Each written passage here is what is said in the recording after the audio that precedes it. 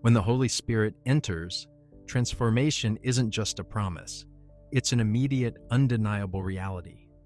Old friendships, gone. Detrimental habits, released. Your former self, shed. The pain of the old self is replaced by an unexplainable, deeply personal experience of divine presence and power. Number 1, your identity begins a profound shift. The Holy Spirit doesn't merely highlight your flaws, He unveils your true, divine essence. Suddenly, sin isn't just a transgression. It feels utterly foreign, like trying to wear a garment that no longer fits your transformed self. You might attempt to revert to old patterns, but an undeniable resistance rises within you. That resistance is Him. As 2 Corinthians 5:17 declares, "Therefore, if anyone is in Christ, the new creation has come, the old has gone, the new is here." This isn't about adhering to a new set of rules. It's about a radical rebirth. The Holy Spirit doesn't just adjust your identity. He fundamentally rewrites it, not through coercion, but through a purifying fire. And when you begin to perceive yourself through God's eyes, the allure and grip of everything else dramatically diminish. Number 2, you lose the taste for the world. Things that once excited you, they just don't hit the same. You start craving peace over parties, purpose over popularity. It's not that you're trying to be holy, you're being transformed. Romans 12:2 says, "Do not conform to the pattern of this world, but be transformed by the renewing of your mind." When the Holy Spirit enters you, your appetites shift. You stop chasing things that leave you empty. Even your desires begin to detox because the Spirit isn't just cleaning up your actions, He's rewiring your cravings. Number 3, spiritual warfare intensifies.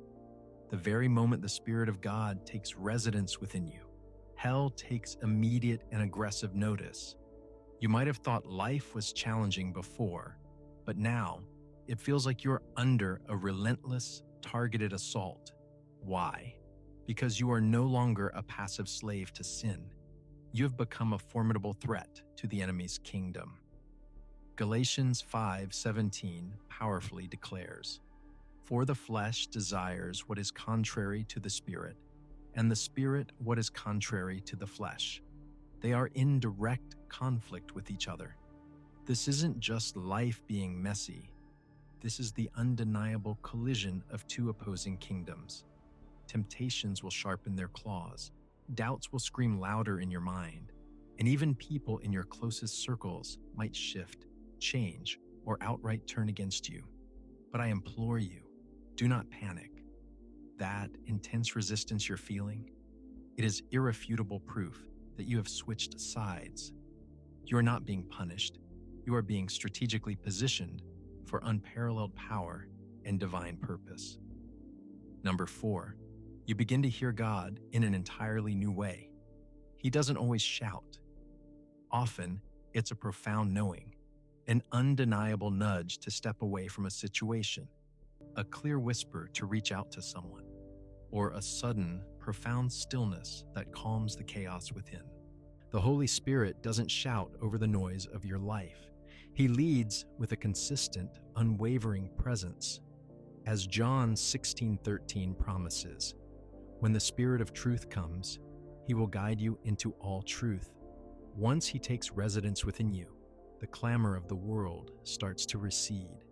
This isn't because your external circumstances become quieter, but because your spirit awakens to a deeper, more discerning frequency. And as you learn to follow that divine guidance, you'll witness doors miraculously opening, hidden traps being avoided, and an unshakable peace settling into the very places that once left you broken. Number 5, you are powerfully drawn to holiness.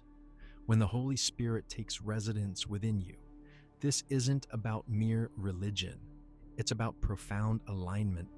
You won't just desire to attend church, you will be the church.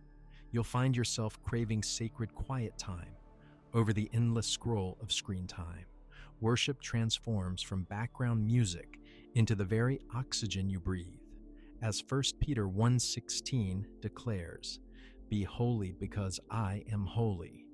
This holiness isn't about achieving perfection, it's about divine separation.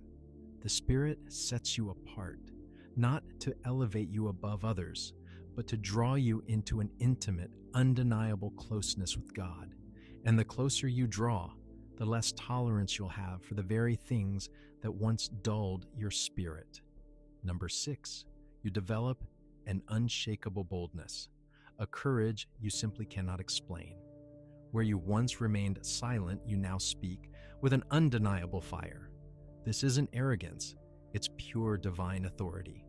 Acts 1:8 declares, "You will receive power when the Holy Spirit comes on you."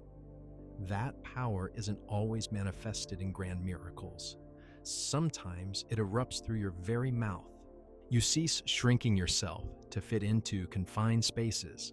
Instead, you rise to stand for truth even when it demands discomfort.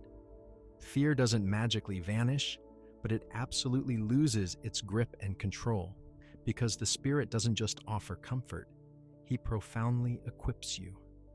And when He speaks through you, people don't just hear your words, they feel His presence. Number 7, you begin to die so you can truly live. The old you cannot survive this divine encounter.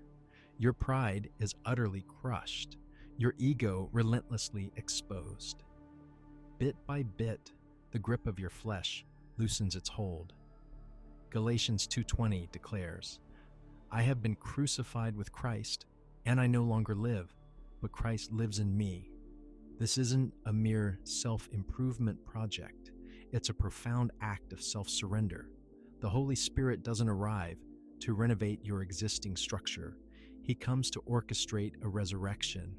And before any resurrection, there must always be a death to your meticulously crafted plans, a death to the image you've desperately maintained, a death to who you once believed you had to be.